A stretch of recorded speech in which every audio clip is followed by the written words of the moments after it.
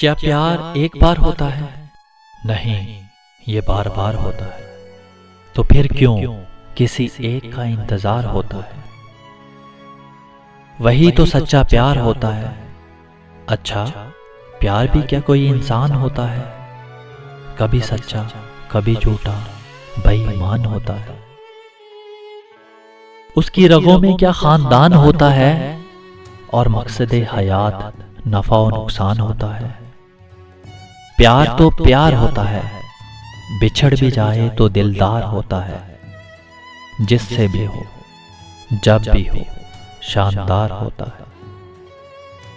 वो एक बार या 100 दफा, प्यार का भी कोई शुमार होता है।